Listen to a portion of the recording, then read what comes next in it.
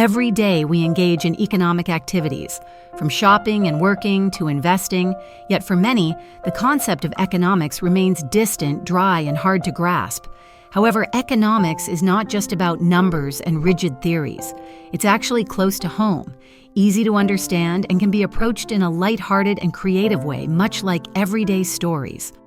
Today, I want to share with you a book that will change how we view economics, How an Economy Grows and Why It Crashes, by Peter D. Schiff and Andrew J. Schiff. This book not only explains economic concepts in an easy-to-understand manner, but also provides valuable lessons on personal financial management and sustainable growth.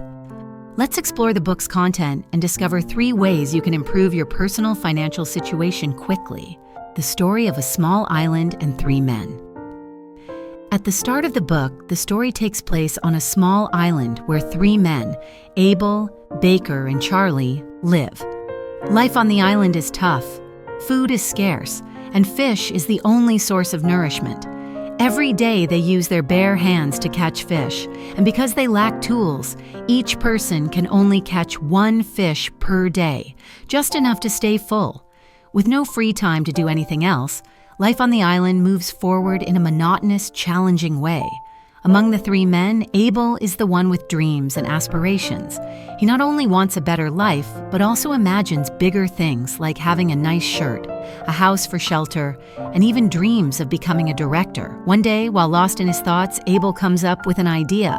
Why not make a net to catch more fish? But to execute this idea, Abel knows he will have to make a sacrifice. He will need to skip fishing the next day and face hunger, as well as endure Baker and Charlie's ridicule. Sacrifice and risk-taking. Determined to pursue his idea, Abel is ready to face the challenges. Ignoring the mockery, he stays focused on his goal. After a day without food and hard work, Abel successfully creates his fishing net. This net becomes Abel's capital. With this new tool, he can catch more fish in a shorter time, giving him more free time to pursue his other dreams. The story of the net is a powerful metaphor for the relationship between capital and risk. It teaches us that to create capital, we must be willing to take risks and make sacrifices. In reality, risk-taking doesn't always lead to success. To make the net, Abel had to trade a day of fishing and endure hunger, with the risk that the net might not even work. Out of 100 people who try to make nets, perhaps only 3 will succeed. So, are you willing to take a risk like Abel? For example, let's say you want to build a blog or website to earn passive income. You might have to spend a long time, possibly months or even a year, building it without earning any money during that time. You also don't know for sure if your efforts will pay off. Are you willing to invest time and effort into such an uncertain project? But if you persist and succeed, the results could bring you a stable income, and that's no small thing. The key is to be willing to take the risk and remain determined. Economic development. After successfully making the net, Abel's life became easier, but Baker and Charlie were still struggling daily to catch fish.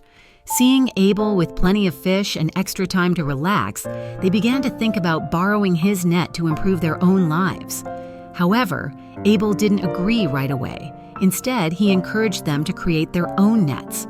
But Baker and Charlie feared that if they failed, they would starve. So they proposed a deal with Abel. They would borrow a fish from him to have time to make their nets while still having food, and when they caught more fish, they would pay him back double the fish they borrowed. This is where financial thinking started to emerge. Abel lent out his fish, effectively using his personal assets as an investment. This not only helped Baker and Charlie improve their lives, but also laid the groundwork for a new financial system on the island. Soon the islanders began making more nets, making life easier and more prosperous for everyone. The formation of banks and a growing economy. As the island's inhabitants caught more fish and began to have surpluses, some people started saving their fish and investing in other activities. A fish bank was created, allowing people to save their fish and earn interest. The bank used these fish to invest in other projects, helping the island's economy grow rapidly. However, as with any rapidly growing economy, risks began to emerge. Some individuals created unreliable banks offering high returns but carrying significant risks. The government had to step in to regulate interest rates and control the market. On the other hand, the number of fish on the island started to dwindle, and their size became smaller, leading to inflation. Inflation simply means that the amount of money or assets grows faster than the actual goods or real value, causing prices to rise. Although on the surface, the island's economy seemed prosperous, in reality the value of money had decreased, debt was increasing, and the risk of unrest began to loom. Two economic schools of thought, Austrian and Keynesian.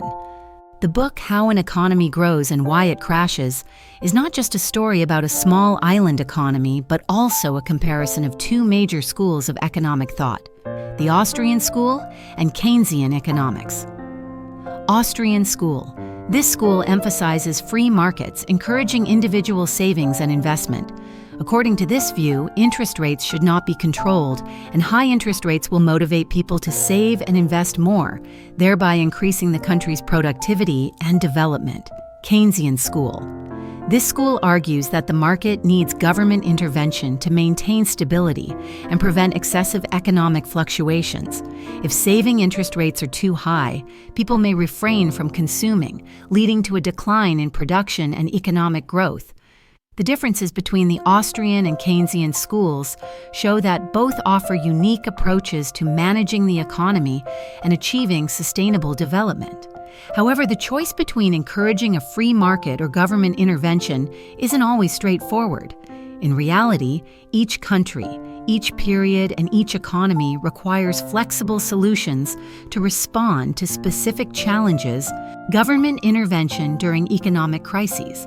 Looking at history, we can see that major economic crises often raise questions about the role of government. A prime example is the Great Depression of 1929, when the free market couldn't self-regulate and required strong government intervention. At this point, Keynesian principles were widely applied, with economic stimulus packages and public investment programs aimed at restoring production and boosting consumption.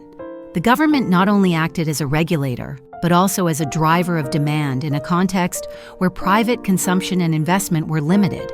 However, if this intervention is prolonged or excessive, it can lead to consequences such as budget deficits, increased public debt, and inflation, as often warned by Austrian economists.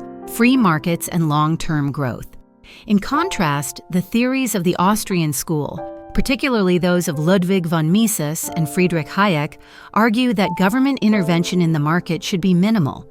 They emphasize that free markets will self-correct through supply and demand mechanisms, and that crises or recessions are an inevitable part of economic development.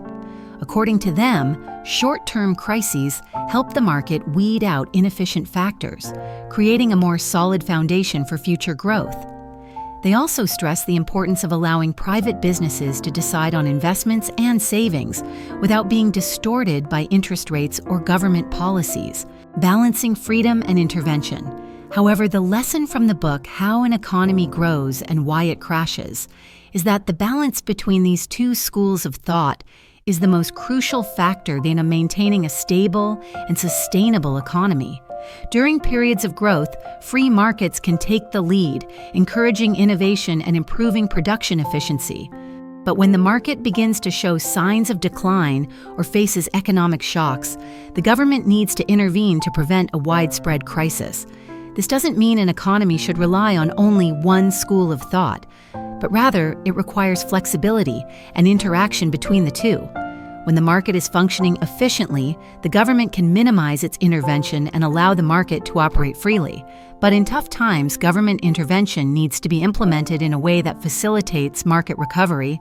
Personal finance lessons from the lessons on balancing the two economic schools of thought. We can also apply them to personal financial management. There are times when we need to save and invest cautiously to prepare for the future, but there are also moments when we must spend and invest in new opportunities for growth. Just as governments need flexibility in managing an economy, we too need flexibility in managing personal finances. Combining careful saving with calculated risk-taking in investments allows us not only to protect our assets, but also to create opportunities for long-term growth. Economics, through the creative story in the book, shows us that understanding how an economy functions is the key to better managing personal finances and achieving long-term development goals. Example: balancing personal finances.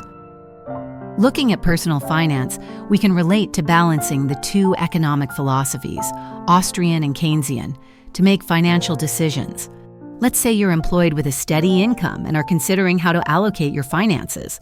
You can apply the principles of both economic schools to manage your money more effectively. If you follow the Austrian school of thought, you'll focus on saving and long-term investment. Just like a free market operates without government intervention, you take responsibility for managing your own finances. You may allocate a significant portion of your income to savings and invest in assets with long-term profit potential, such as stocks, real estate, or retirement funds. For instance, if you decide to invest 30% of your monthly income into a stock market fund, over time, your money will have the opportunity to grow through the power of compound interest. Although the market may experience cycles of growth and decline, the Austrian philosophy suggests that in the long run, wise investments in the market will yield positive results.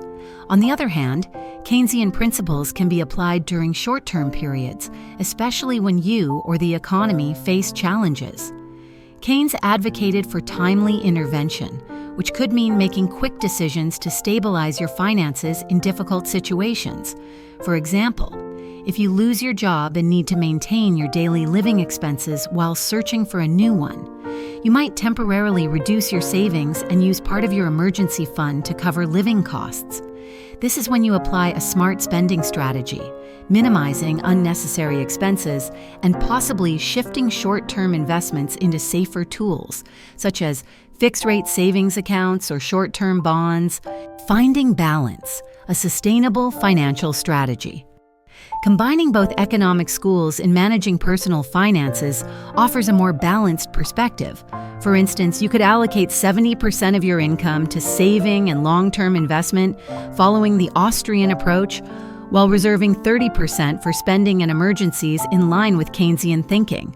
In a growing economy, you can focus on increasing savings and taking advantage of investment opportunities. But during a crisis or when the economy slows, using emergency funds and temporarily reducing savings can help you get through tough times without financial stress. An example during the COVID-19 pandemic illustrates the need for balance between saving and spending. Many people face difficulties with job loss, reduced income, and rising living costs. In such situations, those who had emergency funds, applying the Austrian savings principle, were better positioned to weather the storm. On the other hand, the strong government interventions in many countries, such as stimulus packages and financial aid, reflect Keynesian ideas that in tough times, larger resources are needed to restore stability. Whether in personal financial management or running an economy, balancing free market principles with reasonable government intervention is essential. The same applies to individuals. Knowing when to save, when to invest, and when to spend is crucial for ensuring long-term stability and growth. The book, How an Economy Grows and Why It Crashes, offers valuable insights into these two major schools of economics, helping us understand not just macroeconomics, but also how to apply these lessons to life and personal financial management more wisely. If you found this video helpful, don't hesitate to give it a thumbs up, share it with others who may benefit, and subscribe to my channel. Hit the notification bell to stay updated on weekly content. If you have any thoughts to share, leave a comment below, and let's discuss them together. Thank you, and see you in the next video